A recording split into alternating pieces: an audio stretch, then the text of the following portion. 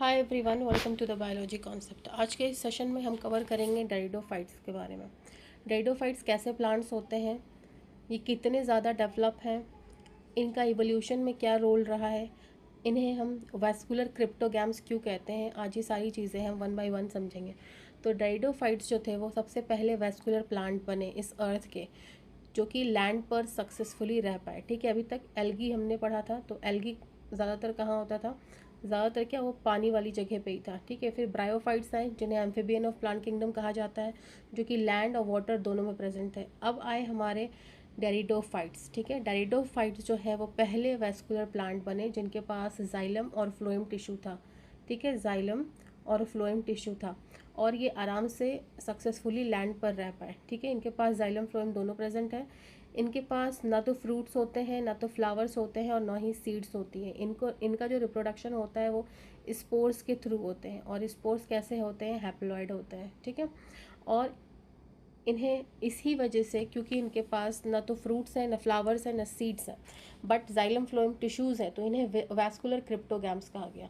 ठीक है, now vascular cryptogams ये वर्ड क्यों यूज़ होता है, तो वैस्कुलर का मतलब ये है कि इनके पास वेल डेवलप्ड वैस्कुलर टिश्यू है। जाइलम जो कि क्या करता है, वाटर और मिनरल का ट्रांसपोर्टेशन करता है। फ्लोएम जो कि फूड का ट्रांसपोर्ट करता है। ठीक है, क्रिप्टो का मतलब होता है हिडन, और गैमस क्रिप्टोगैम्स, गैम्स का मतलब होता है मीन्स रिप्रोडक्शन, तो हिडन रिप्रोडक्शन। ठीक है, इनके पास ना तो फ्लावर्स हैं, ना तो फ्रूट्स हैं, ना ही सीड्स हैं। ठीक है, इनका जो रिप्रोडक्शन होता है वो स्पोर्स के थ्रू होता है। So there reproductive organs are hidden. ठीक है, नॉट विजिबल एज फ्लावर। हमें पता है फ्लावर जो है किसी भी प्लांट का एक रिप्रोडक्टिव यूनिट होता है। ठीक है, ये विजिबली हमें दिखता है। ठीक है, बट डायरिडोफाइट्स जो है वो वैस्कुलर क्रिप्टोगैम्स कहलाए, क्योंकि इनके पास वैस्कुलर इसलिए क्योंकि इनके पास वैस्कुलर टिश्यू थे, एंड क्रिप्टोगैम्स मीन्स इनके पास हिडन रिप्रोडक्टिव ऑर्गन्स रहे। ठीक है, तो इनका रिप्रोडक्शन कैसे होता है, वाया स्पोर्स होता है। ठीक है, स्पोर्स हो कैसे होते हैं, हैप्लॉइड होते हैं। ठीक है, नाउ नेक्स्ट एग्जाम्पल्स क्या क्या गिवन है हमारे एनसीईआरटी में डायरिडोफाइट्स के। सेलेजेनला, लाइकोपोडियम, इक्विस्टम, पेट्रिस, ट्रायोपेट्रिस, एडियंटम। एडियंटम को हम वॉकिंग फर्न कहते हैं। ओके, वॉकिंग फर्न कहते हैं। Marsilea, Salvinia and Azolla. Azolla क्या है, एक बायो फर्टिलाइज़र है। ठीक है, बायो फर्टिलाइज़र है, bio fertiliser. Okay, Salvinia and Selaginella की ख़ास बात ये है कि ये हेटेरोस्पोरी को शो करते हैं, दो तरह के ये स्पोर्स बनाते हैं।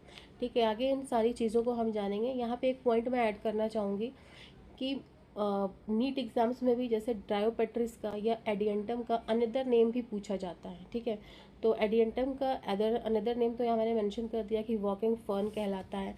ड्रायोपेट्रिस को कहते हैं शायद मेडन हेयर या इस तरह का कुछ नाम है उसका। ठीक है, और इक्विस्टम को हम हॉर्स टेल कहते हैं। तो इसका अदर नेम भी पूछा जाता है, तो वो भी आप लर्न करके जाना। ओके, नाउ यहाँ पे आप फिगर देख सकते हो, अजोला का फिगर है जो कि एक बायो फर्टिलाइज़र है। जब धान की खेती होती है मीन्स चावल की, तो वहाँ पे अजोला को डाला जाता है ताकि ये उसकी जो उपज है उसको बढ़ा सके। यहाँ पे आप सेलेजेनेला के फिगर को देख सकते हो। फील्ड हॉर्सटेल के फिगर जिसे हम इकोस्टम कहते हैं देख सकते हैं। फर्न का फिगर देख सकते हैं। फर्न का यूज़ क्यों होता है, ऑर्नामेंटल यूज़ में, उसको सजावट के लिए यूज़ करते हैं हम घरों में अपने। ठीक है, नाउ इनकी हैबिटेट कैसी होती है, तो ये मोस्टली जो है कूल, डैम्प और शेडी प्लेसेस पे पाए जाते हैं। कुछ एक्वाटिक होते हैं जैसे कि साल्विनिया, अजोला एंड मार्सिलिया, और वाटर जो है इनके लिए नेसेसरी होता है फर्टिलाइजेशन के लिए। ब्रायोफाइट्स में भी वाटर एसेंशियल था फर्टिलाइजेशन के लिए, एंड डायरिडोफाइट्स में भी वाटर जो है नेसेसरी है फर्टिलाइजेशन के लिए। तो यहाँ पे एक जगह पे ब्रायोफाइटा एंड डायरिडोफाइटा की एक क्या हो गई, सिमिलैरिटी हो गई। ठीक है, ब्रायोफाइट्स भी जो है वो कूल, डैम्प और शेडी प्लेसेस में पाए जाते थे, और ये भी उसी जगह पे, उस वैसी ही जगह पे पाए जा रहे हैं। ओके, तो अब हम प्लांट बॉडी की बात करेंगे डायरिडोफाइट्स की। तो प्लांट बॉडी जो है डायरिडोफाइटा की वो डिफ्रेंशिएटेड है किसमें, ट्रू रूट्स में। देखिए यहाँ पे क्या आ रहा है, ट्रू रूट्स आ रहा है, स्टेम आ रहा है लीव्स में। ठीक है, और ब्रायोफाइट्स में तो क्या, लाइक रूट लाइक स्ट्रक्चर, जो कि क्या था, राइजोइड था। ओके, और स्टेम लाइक स्ट्रक्चर था, लीफ लाइक स्ट्रक्चर था, ना कि true roots, true stem and leaves. But थोड़ा सा एडवांस हो गया है डायरिडोफाइटा ब्रायोफाइट से, तो इनमें true roots, true stem and true leaves present होना शुरू हो जाती है। ठीक है, बार बार बताया है मैंने कि इनके पास वेल डेवलप्ड वेस्कुलर टिश्यूज़ भी प्रेजेंट होते हैं। जाइलम का काम क्या होता है? हर जगह जाइलम का काम होता है वाटर का और मिनरल का ट्रांसपोर्टेशन करना। फ्लोएम का काम होता है फूड का ट्रांसपोर्टेशन करना। ओके, अब हम बात करेंगे टेरिडोफाइट्स की लीव्स के बारे में। ठीक है, तो इनमें दो तरीके की लीव देखी जाती है। पहली है आपकी माइक्रोफिल और दूसरी है आपकी मेगाफिल। यहाँ पे आप फिगर देख सकते हो। ठीक है, तो माइक्रोफिल कैसी होती है? Micro means small, phyll means leaf. ठीक है, तो माइक्रोफिल जो होती है वो छोटी पत्तियाँ होती हैं, सिंगल होती हैं और इनमें अनब्रांच्ड वेन होता है। देख रहे हो आप, अनब्रांच्ड वेन है और यहाँ पे क्या है, ऐसे ऐसे करके ब्रांचिंग हो गई है। ठीक है, तो ये अनब्रांच्ड वेन्स होती हैं माइक्रोफिल्स में। माइक्रोफिल लीफ किन में प्रेजेंट होती हैं? सेलेजेनुला एंड लाइकोपोडियम में प्रेजेंट होती हैं microphyll leaves. Okay, megaphyll leaves, mega means क्या हो गया? लार्ज, बड़ा, और फिल मीन्स लीव्स, तो इनमें मेगाफिल यानी बड़ी पत्तियाँ, इसमें बहुत सारी वेन्स प्रेजेंट होती हैं। और मेगाफिल्स के एग्जांपल्स क्या हैं? फर्न्स, पेट्रिस, सॉरी हाँ फर्न्स में क्या? Pteris, Dryopteris and Adiantum. Okay, यहाँ पे हम फिगर देख सकते हैं। तो इसमें क्या बताया है? डेरिडोफाइट्स की लीव्स जो है वो दो तरीके की होती है, माइक्रोफिल एंड मेगाफिल। ठीक है, माइक्रोफिल्स जो होती है वो छोटी पत्तियाँ होती हैं जो कि सिंगली ब्रांच्ड वेन होती हैं, सिंगल ब्रांच। ठीक है, और मेगाफिल्स कैसी होती हैं? इनमें बहुत सारी मैनी ब्रांच्ड वेन्स आ जाती हैं इस तरह। ओके, यहाँ पे आप फिगर देख सकते हो, एग्जाम्पल देख सकते हो। नाउ अब हम बात करेंगे डायडोफाइटा के रिप्रोडक्शन के बारे में। तो डायडोफाइट रिप्रोड्यूस करते हैं बाई स्पोर्स। ठीक है, स्पोर्स कहाँ प्रोड्यूस होते हैं? इनसाइड स्पोरेंजिया, स्पोरेंजिया के अंदर स्पोर्स प्रोड्यूस होते हैं। ठीक है, बहुत सारी जब स्पोरेंजिया एक कॉम्पैक्ट फॉर्म बनाती है ना, मैनी स्पोरेंजिया टुगेदर फॉर्म सोराई। ठीक है, बहुत सारी स्पोरेंजिया मिलकर के क्या फॉर्म करती हैं? Sori, sori, found on the lower surface of the fern leaves. मैं आपको यहाँ पे फिगर भी ऐड कर दूँगी।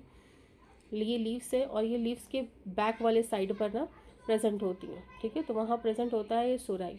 ठीक है, इसका सोराई के फॉर्म में ये क्यों प्रेजेंट होती है? ताकि ये स्पोर्स को प्रोटेक्ट कर पाए। ठीक है, तो रिप्रोडक्शन कैसा है टेरिडोफाइटा का? किसके थ्रू होता है? स्पोर्स के थ्रू होता है। ये स्पोर्स कहाँ कहाँ बनती हैं, कहाँ प्रोड्यूस होती हैं? स्पोरेंजिया के अंदर बनती हैं। ठीक है, जब बहुत सारी स्पोरेंजिया टुगेदर फॉर्म करती हैं एक सोराई, many sporangia together form सोराई। Okay, अब टाइप्स ऑफ स्पोर्स के बारे में हम बात करेंगे। तो होमोस्पोर्स और हेट्रोस्पोर्स, दो तरीके के स्पोर्स देखे जाते हैं टेरिडोफाइट्स में।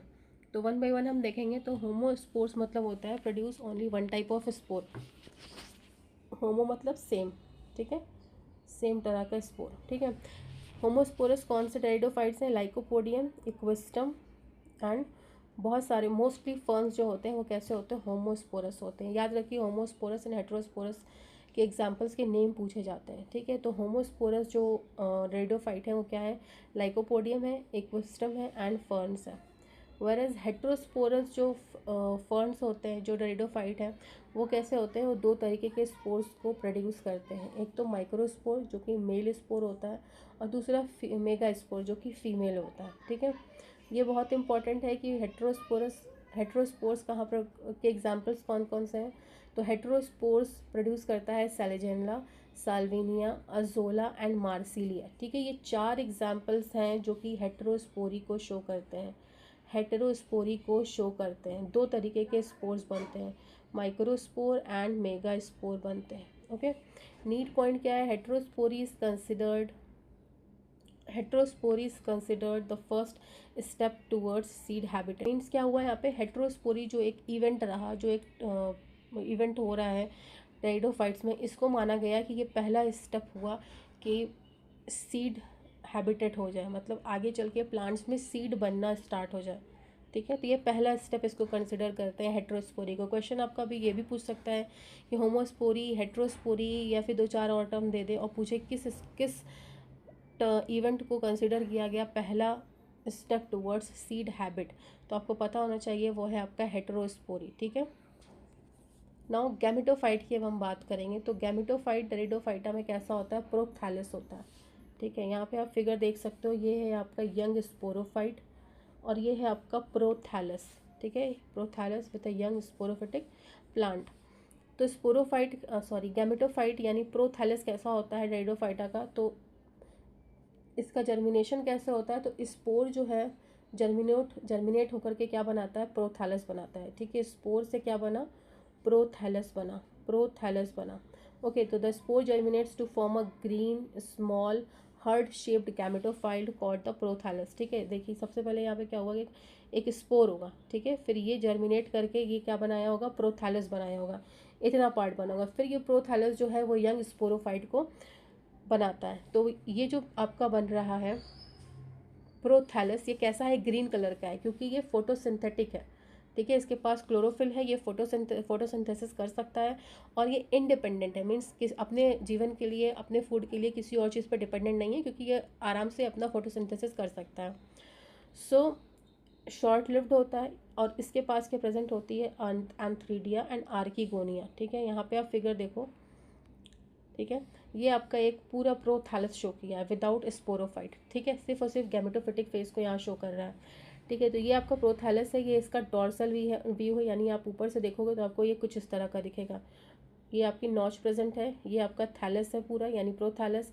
एयर पोर्स है और राइजोइड्स हैं। राइजोइड्स कैसी हैं, इनमें यूनिसेलुलर है। तो प्रोथैलस अगर पूछा जाए आपका कि किस तरह का प्रोथैलस टेरिडोफाइटा में प्रेजेंट होता है, तो हार्ट शेप होता है। ठीक है, आप देख सकते हो यहाँ पे इसका फिगर किस तरह का हार्ट शेप आ रहा है। ग्रीन डॉर्सो वेंट्रल गैमेटोफाइट होता है। ठीक है, डॉर्सल साइड पे एयर पोर्स और कोई सेक्स ऑर्गन प्रेजेंट नहीं होता। डॉर्सल साइड पे एयर पोर्स तो प्रेजेंट है, लेकिन कोई सेक्स ऑर्गन्स नहीं है, कोई सेक्स ऑर्गन्स नहीं है। वेंट्रल साइड जो है वो बियर करती है सेक्स ऑर्गन्स को, दैट इज एंथ्रीडिया।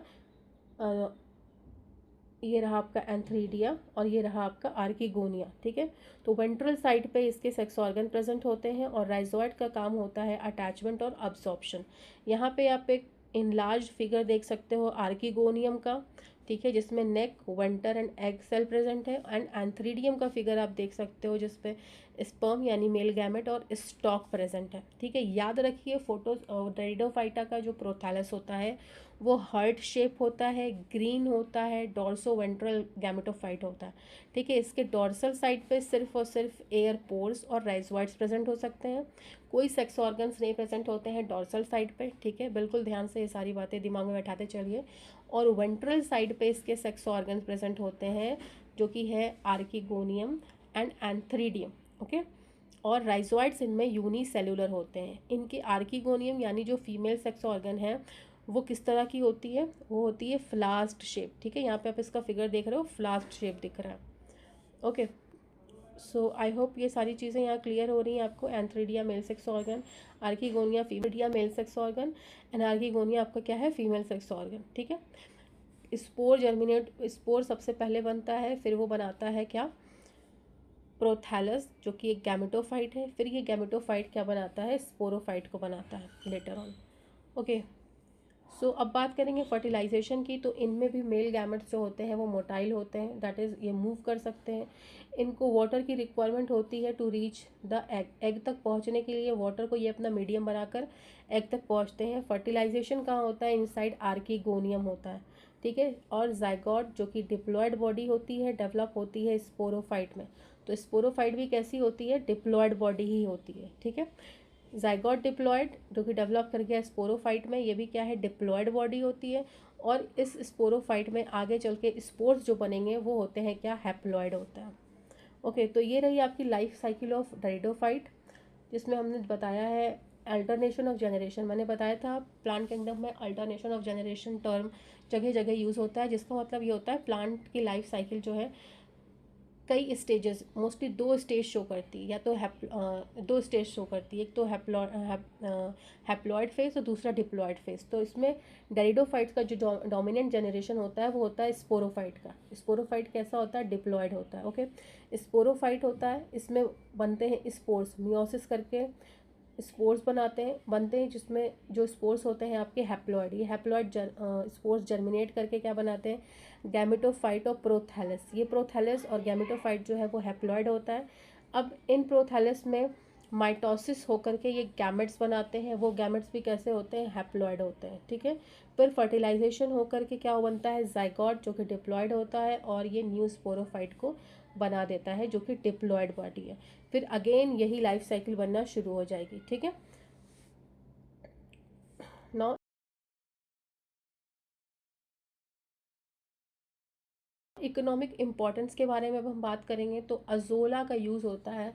अजोला जो कि एक डाइडोफाइट है, इसका यूज़ होता है as a bio fertilizer in paddy fields. ठीक है, धान के खेतों में अजोला का यूज़ होता है एज अ बायो फर्टिलाइज़र, क्योंकि ये एसोसिएट कर सकता है विथ नाइट्रोजन फिक्सिंग साइनोबैक्टीरिया।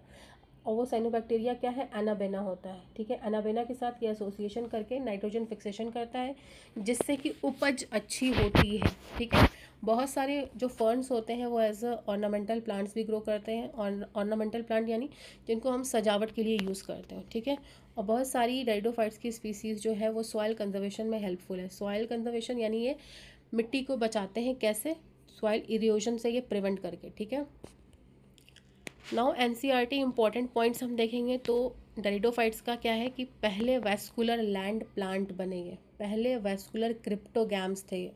ठीक है, डोमिनेंट जनरेशन इनमें स्पोरोफिटिक होती है, जो कि एक डिप्लॉयड बॉडी है। ओके, और डाइडोफाइट्स में डोमिनेंट जनरेशन क्या थी, आप कमेंट करके मुझे बताओ। इनमें जो रिप्रोडक्शन होता है वो स्पोर्स के थ्रू होता है, ना कि सीड्स के थ्रू। वाटर इसेंशियल है फर्टिलाइजेशन के लिए। जाइलम फ्लोएम इनमें प्रेजेंट होता है, वैस्कुलर टिश्यू प्रेजेंट है।